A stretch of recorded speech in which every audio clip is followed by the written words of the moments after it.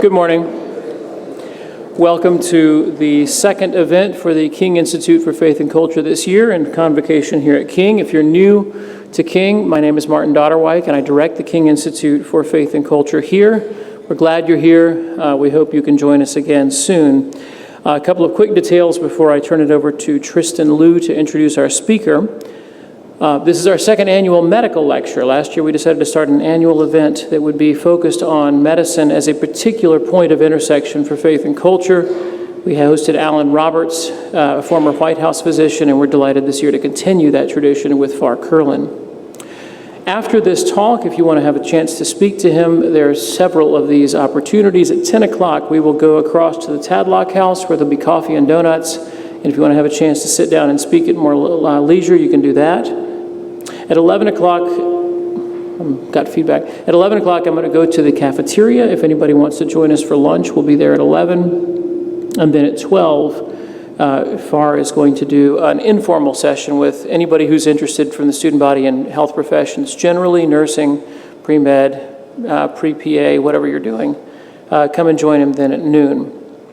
And tonight at 7 o'clock, he will speak again with a different subject at Ballad Health at the Bristol Regional Medical Center. That'll be in the Monarch Auditorium at 7 o'clock. Thank you for being here this morning, and thank you to many of you who support the King Institute. Thank you who are here simply to feed and enjoy the reflections of a scholar of long standing, and I'm glad you're here with us this morning. To introduce our speaker is Tristan Liu.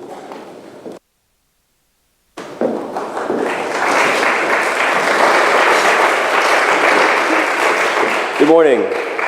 After graduating from medical school and completing internal medicine residency training and fellowships in both health services research and clinical ethics at University of Chicago, Dr. Farr Curlin joined the faculty there in 2003. He has specialized in hospice, palliative care, and the role of religious practice in medicine. Now, he holds joint appointments in the Duke School of Medicine, including its Trent Center for Bioethics, Humanities, and History of Medicine, and in the Duke Divinity School, including its initiative on theology, medicine, and culture. Dr. Curlin's empirical research charts the influence of physicians' moral traditions and commitments, both religious and secular, on physicians' clinical practices. He has had a hand in various authorships throughout medicine and bioethics literature, including a publication in the New England Journal of Medicine titled Religion, Conscience, and Controversial Clinical Practices. As an ethicist, he addresses questions regarding whether and in what ways physicians' religious commitments ought to shape their clinical practices. As many of the King biology students, including myself, are working toward careers in medicine, Dr. Curlin's words regarding difficult situations will most certainly be influential. Please join me in welcoming Dr. Farr Curlin.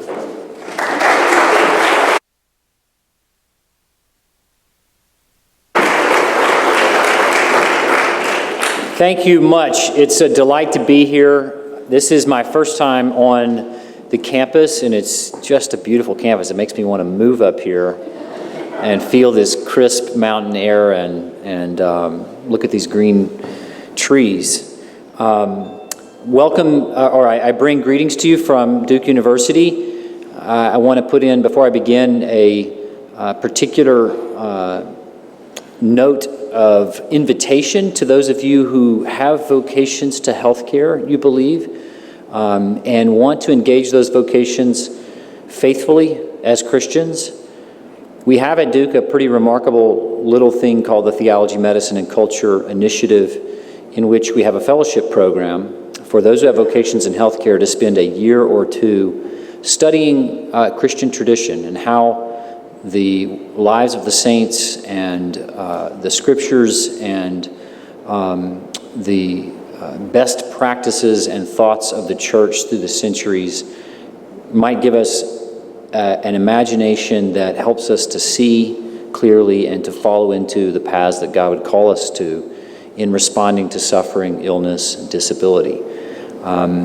So keep that in your radar, those of you who are students and are going to be practicing nursing or medicine or pharmacy or any other healthcare practice. 30 years ago, Stanley Hauerwas, an eminent Christian theologian who is now a mentor and friend at Duke Divinity School, wrote an essay titled Salvation and Health: Why Medicine Needs the Church. In it, he said the following: if medicine can be rightly understood as an activity that trains some to know how to be present to those in pain, then something very much like a church is needed to sustain that presence day in and day out. 25 years later, he wrote a follow-up in which he said, I think it is important to say explicitly what we hinted at in Suffering Presence. If the Christian body is first and foremost the body meant to glorify God, then Christians must begin to contemplate that the kind of medicine that should characterize the Christian body may be quite different from the kind of medicine that does not share the practices of the church. In short, I think Christians may well find that they will need to develop a medicine that reflects the Christian difference. What is that Christian difference? And this morning I want us to think about what that difference is, particularly for those suffering advanced illness and living in the face of imminent death, and for those who walk alongside them, including their practitioners of medicine. Not long ago, I spoke at a conference for physicians for Adventist healthcare. As you may know, Adventist is one of the larger, explicitly Christian-affiliated hospital systems in the United States. And Adventist aspires explicitly not only to practice medicine, but to do so in a way that extends the healing ministry of Christ. That's a lofty vision and a worthy calling, it seems to me. But what does it look like to extend that healing ministry, particularly for those for whom healing is not possible, or at least not becoming healed in the way we think about those terms typically? Now, what it looks like, I will propose to you this morning, involves, in our context, hospice and palliative medicine often, but is not exactly what conventional hospice and palliative care often looks like. Rather, what the Christian difference looks like is the practice of being present to and showing hospitality toward those who are sick and weak and disabled, even when we cannot do much for them other than be with them. A bit of history here now, stepping back. Since the advent of the mechanical ventilator in the late 1960s, the positive pressure ventilator, the one we're all familiar with, patients and physicians, ethicists and theologians, the religious and the unreligious alike, have decried how the default pathway for those who die within healthcare institutions seems to use life-sustaining technology to postpone death as long as possible.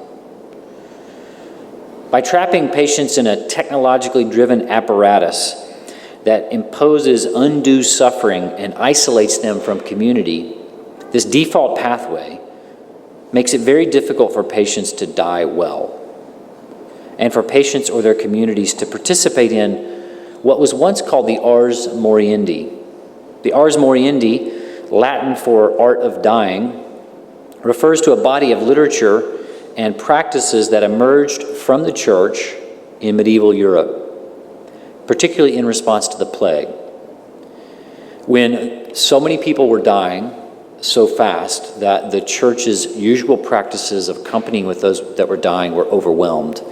And so a body of prints and simple literature that lay people could use was propounded and to help people prepare themselves to die and to walk alongside those who were dying.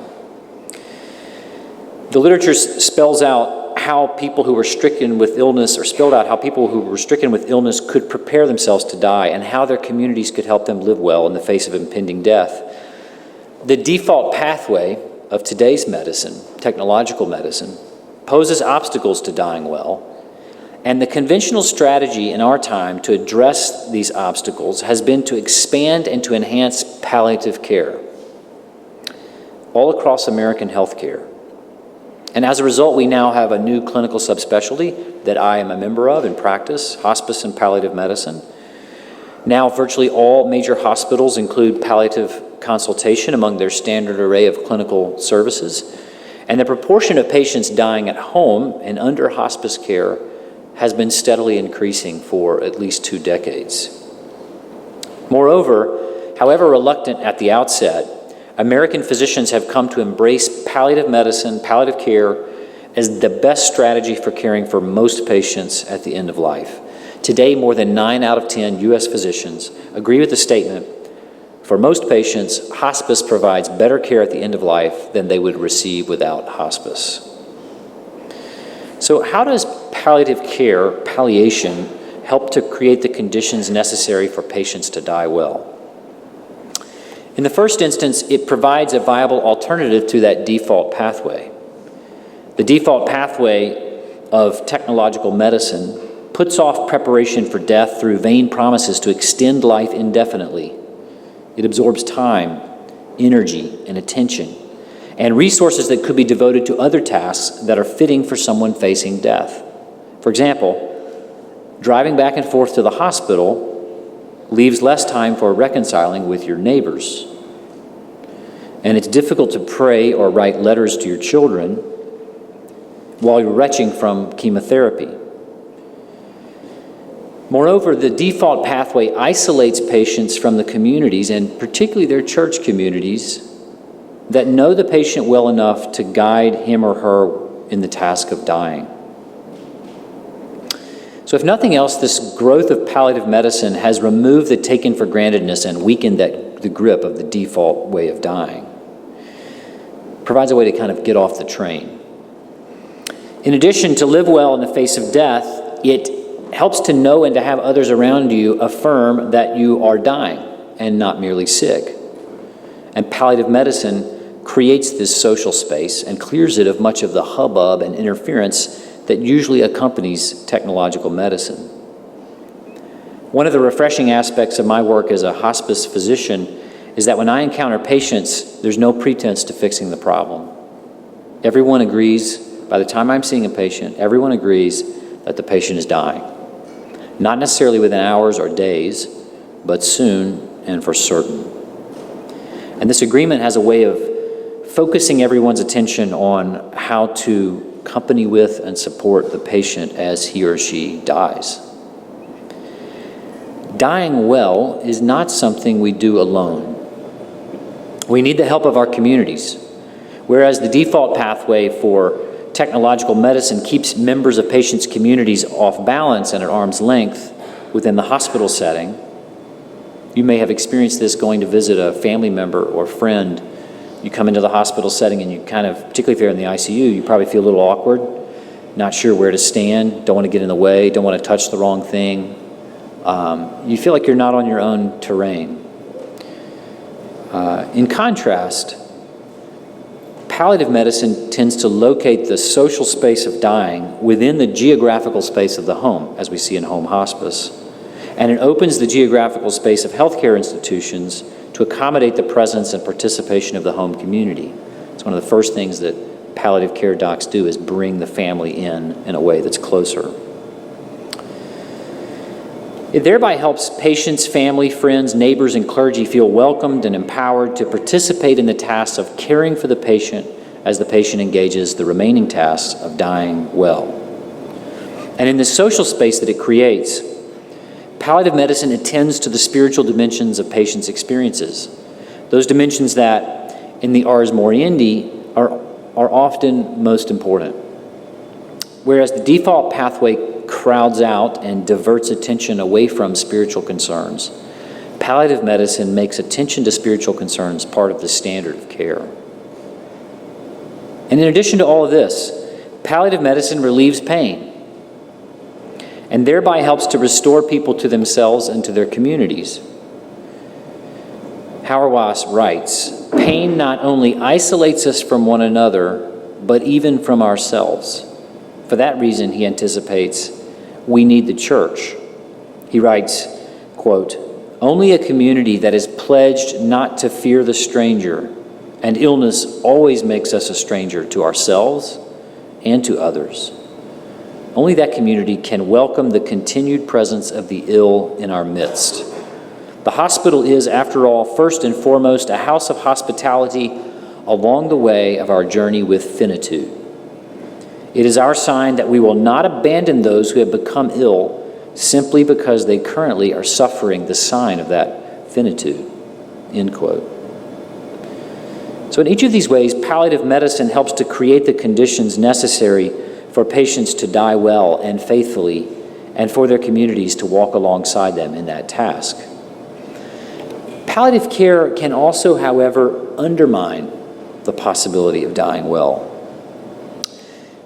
In the first instance, by aspiring to provide a kind of comprehensive care, palliative medicine risks usurping the roles and responsibilities of patients, family, and community. Palliative medicine does this when it pretends to deliver professionally packaged a form of spiritual care that substitutes for the part that a religious community, and here let's think particularly about a church congregation, would have played at the deathbed. The spiritual care of a hospice chaplain, as important and helpful as it can be, is not the same as the pastoral care and direction of a community to which one has belonged and continues to belong. If any of you are interested in thinking about that problem further, there's a difficult but I think worthwhile book by Jeffrey Bishop titled The Anticipatory Corpse. More to the present point, palliative medicine can, in its efforts to relieve suffering, end up suppressing or removing the consciousness that makes suffering possible, but which also makes it possible for patients to live well in the face of death. To participate in the to any extent in the ars moriendi, patients must be conscious of themselves, which means they must be conscious of their mortal condition, which means that they must, to some extent, suffer dying.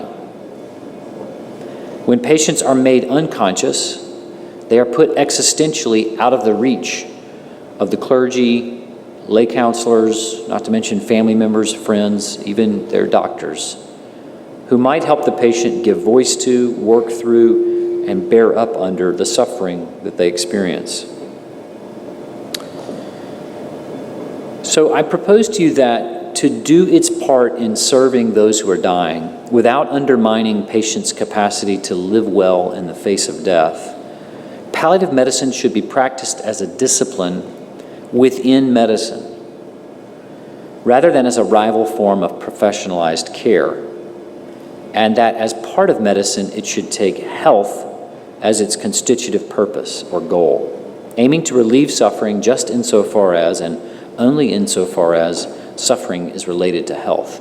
And this is a bit of a shift in my talk with you, and I will, for those of you interested in unpacking further the difference between medicine aiming at the patient's health versus medicine aiming at kind of a general well-being, come tonight to the hospital.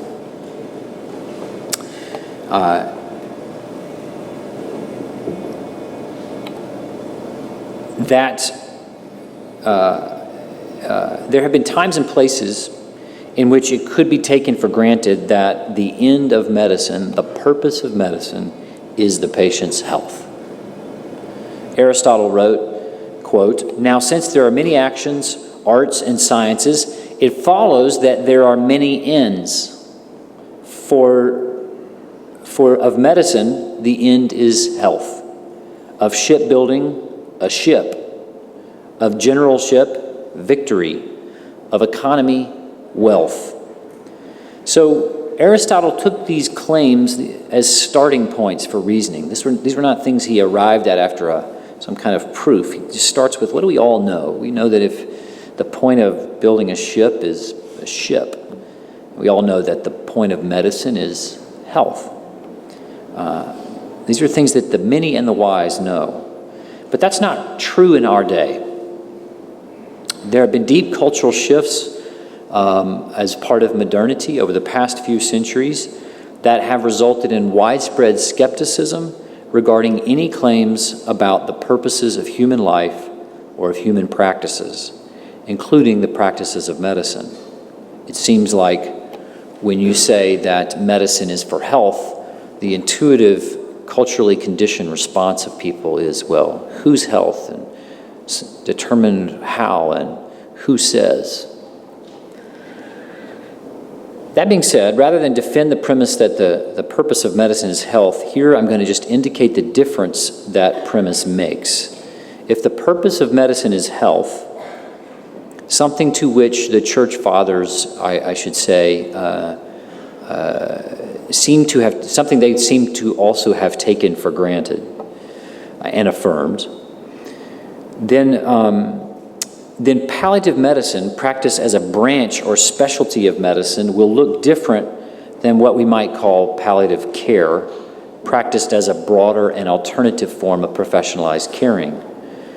Within medicine oriented to health, palliative medicine practitioners have good reasons to embrace interventions that preserve and restore health, and to avoid interventions that diminish health or undermine the conditions necessary for patients to entrust themselves to physicians when their health is threatened or diminished. Now, it may seem strange and counterintuitive to think of palliative medicine as aiming at health. We deploy palliative medicine, it seems, when health can no longer be restored, when someone has a disease that is incurable. But that way of thinking misunderstands both health and the practices of palliative medicine. Health is a positive capacity. It's not just the absence of disease. We can all think of someone, I'm guessing, about whom we might say, well, they don't have any particular disease, but they don't seem particularly healthy. Health is, I think, defined best in our time by Leon Kass, who's not just coming up with a new definition, but trying to re-articulate something that people have struggled with over history. Health is the well-working of the organism as a whole, or put differently, an activity of the body in accord with its specific excellences. What does he mean by that? Well, he said, in terms of its specific excellences, it depends on what kind of a organism it is. The health of a squirrel, for example, is displayed in the characteristic activities of squirrels, which we could probably observe looking out these windows if our eyesight was good enough. Bearing nuts, chattering, climbing trees, beating their tails. When you see that, you know that a squirrel is healthy. And when you see a squirrel that doesn't do any of those things, you know it is sick, long before you've dissected it or evaluated it medically. Because the characteristic activities of humans are more varied, so are their expressions of health. But such expressions surely include the capacity to move one's bowels, things we take for granted when we're not sick, the capacity to eat and digest food without vomiting it up, to sit or lie or walk without racking pain, to stay awake and to sleep at the proper times. And health is also a matter of degree. Palliative medicine cannot return somebody, say a patient with advanced cancer, to the state of health that patient had before his diagnosis. But if it helps the patient to go from nausea, constipation, insomnia, and racking pain to tolerating food, moving his bowels, sleeping 5-6 hours a night, and moving around free of debilitating pain, then palliative medicine has contributed to the patient's health. And it's just these sorts of contributions to health that make it possible for patients to engage in the ars moriendi. The typical tasks of the ars moriendi are not physically demanding in the usual sense, but they do require some attention, some thought, often some communication through voice or writing, and often being present relationally to others. These tasks are made extraordinarily difficult by racking pain and breathlessness, by vomiting, constipation. by insomnia and delirium. So by treating and relieving these disabling symptoms, palliative medicine helps to restore that measure of health that patients need in order to participate in and not merely be passive to the task of dying well. So here's an important distinction. I asked about the Christian difference. An important distinction that comes into view. It's one thing to palliate disabling symptoms, to relieve suffering, if you will, with an eye to preserving and restoring a measure of health, of the well-working of that human organism.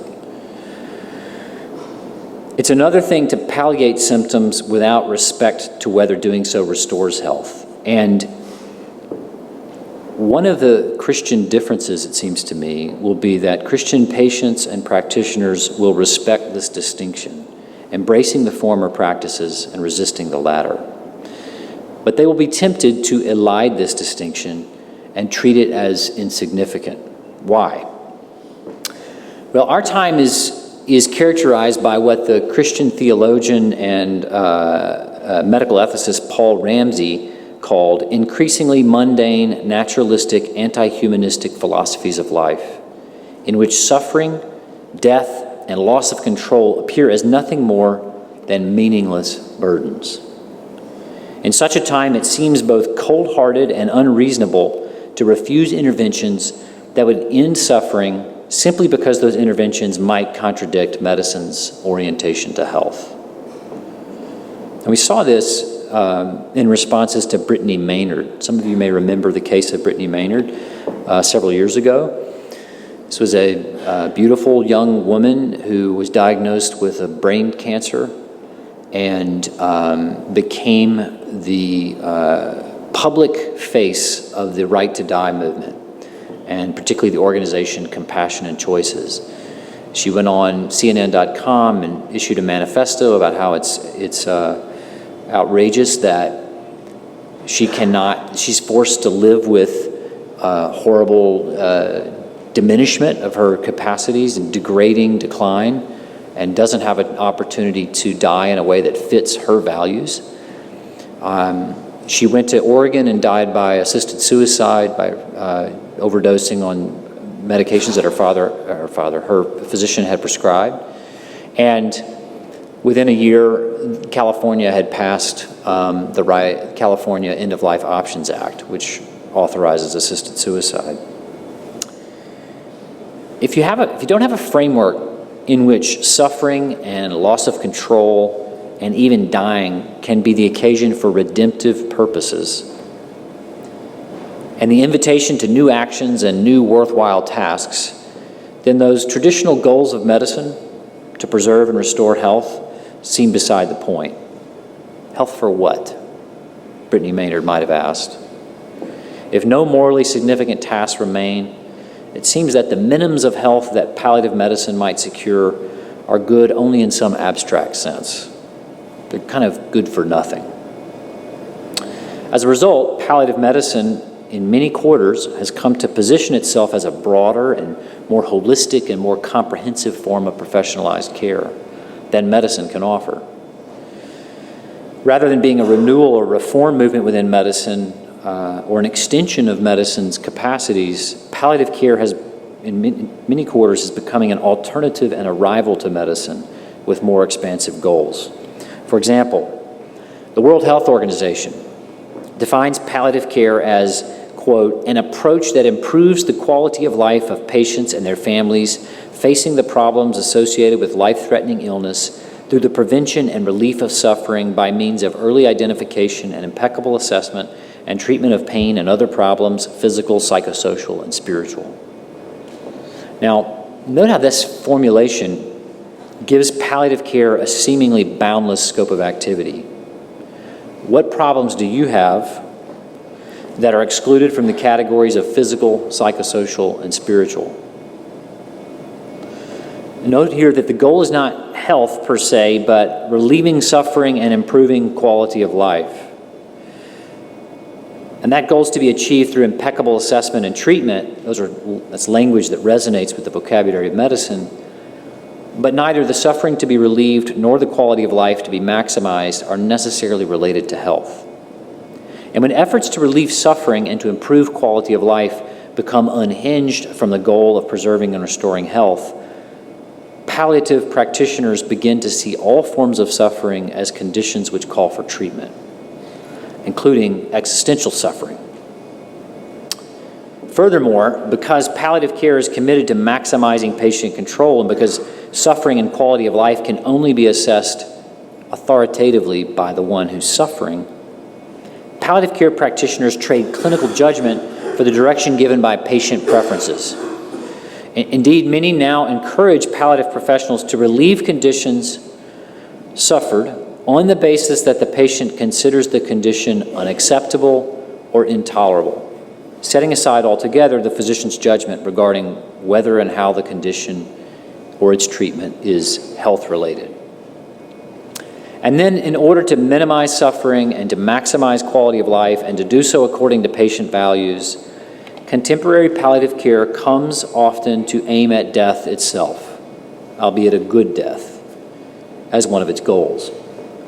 The National Hospice and Palliative Care Organization describes hospice as follows, quote, "Hospice affirms the concept of palliative care as an intensive program that enhances comfort and promotes the quality of life for individuals and their families. When cure is no longer possible, hospice recognizes that a peaceful and comfortable death is an essential goal of healthcare." Note how, in that formulation, palliative care shifts from relieving disabling symptoms so that patients can live as well as possible in the face of death, to treating unwanted symptoms so that patients can die comfortably. It shifts from helping patients who are dying to helping patients to die. And I think in light of all of these dynamics, it's no wonder that we're seeing a groundswell of support for physicians helping their patients to die. Every year we have 1 or 2 more states legalizing aid in dying. Why turn back here? Why put boundaries around palliative medicine and limit it to practices that preserve and restore patients' health? Particularly when limiting it in that way seems an affront to compassion-driven efforts to relieve suffering. Now, one obvious starting point is that boundaries help keep a practice from going astray. They guard against temptations to which the practice is susceptible. Just give you a simple example of this for those of you who watched a little football yesterday. Right, you have a sideline, and the sideline guards against what would be the temptation for the running back or receiver if there were no sideline? Just keep going sideways, right, to avoid getting tackled. And in that, if that's the case, the whole game falls apart. There has always been, for physicians who take care of people who are suffering, there has always been the temptation to get rid of the patient's suffering by getting rid of the patient. And there's another overlooked benefit of boundaries, which is by limiting a practice, boundaries also give that practice license to act with energy and freedom within those limits. So consider one of the boundaries expressed in the Hippocratic Oath. "I will neither give a deadly drug to anybody if asked for it, nor will I make a suggestion to this effect." I will never give a deadly drug to anybody if asked for it, nor will I make a suggestion to this effect. In a way, this oath functions as a sort of Ulysses contract. You guys may remember Ulysses being bound, asking his comrades to bind him to the mast so that he would not listen to the siren song and wreck their ship on the rocks. The oath in this way is like that, binding oneself to the mast. Doctors who care for suffering patients know that both they and their patients will at times be tempted to escape the suffering by intentionally ending the patient's life. It is an understandable temptation. It's one that can be felt very strongly. In taking the Hippocratic Oath, physicians have basically defended themselves for centuries against that temptation. And in doing so, they don't abandon their patients, as is sometimes alleged, but they establish a boundary in which patients can entrust themselves to the deadly power of physicians, and in which physicians can give themselves the necessary freedom to work aggressively to restore some small measure of health to those who are dying, especially when that measure of health is just rest and relief from pain or other symptoms. Physicians can give themselves this freedom because they know, and importantly, their patients know, that they will not intentionally hasten the death of their patients. And that commitment to not aim at the patient's death, to not seek to bring about the patient's death, cannot be taken for granted. As Hauerwas wrote, medicine needs the church not to supply a foundation for its moral commitments, but rather as a resource of the habits and practices necessary to sustain the care of those in pain over the long haul. For it is no easy matter to be with the ill, especially when we cannot do much for them other than simply be present.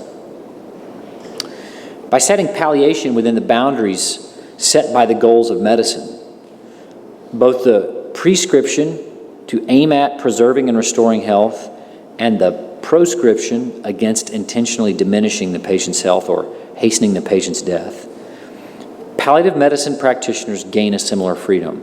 They're free to work aggressively to relieve the symptoms that diminish patient health.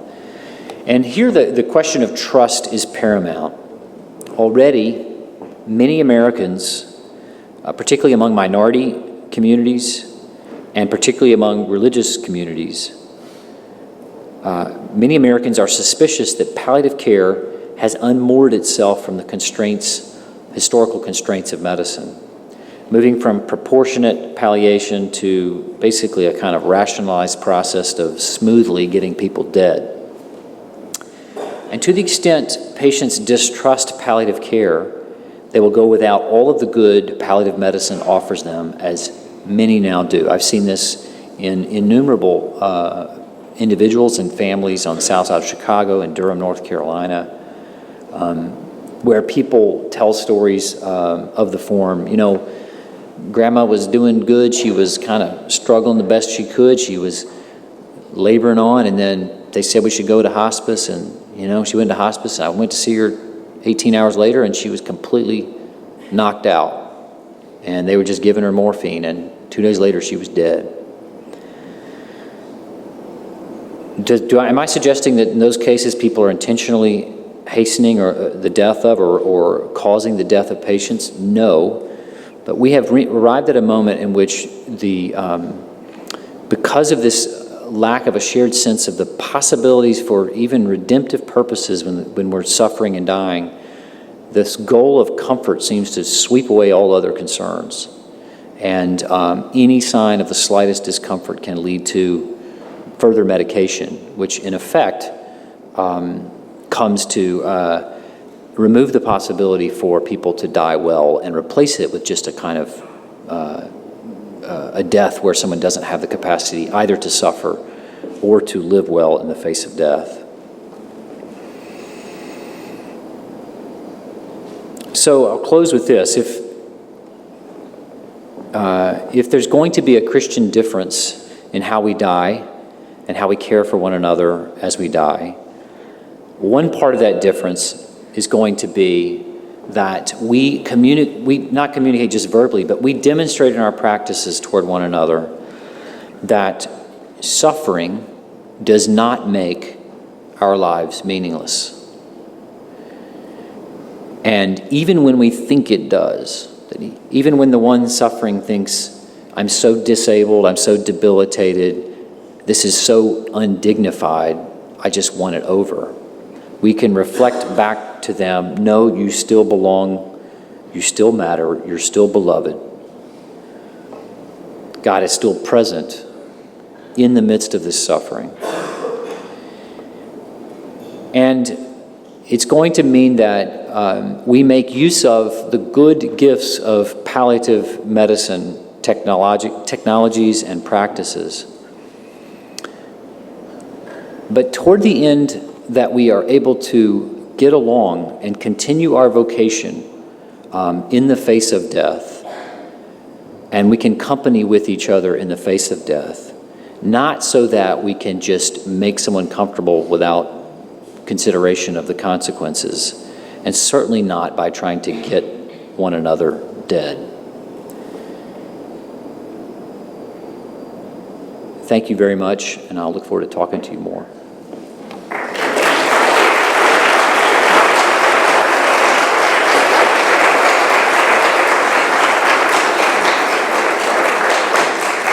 Again, if you have a moment, would like to speak with Dr. Curlin some more, we'll be in the Tadlock House for the next hour. We'll be in the cafeteria until about 12, and then at 12 in Whitehall 11, he'll do an informal session with those of you who are interested in healthcare. Have a good day.